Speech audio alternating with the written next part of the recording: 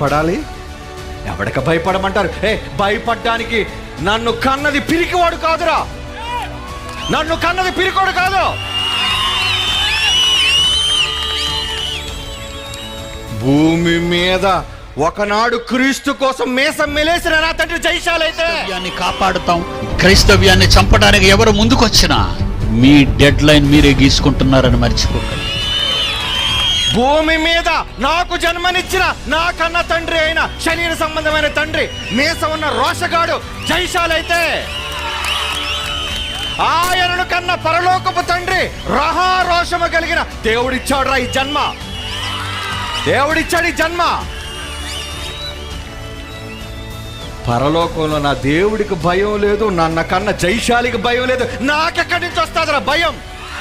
రాదు.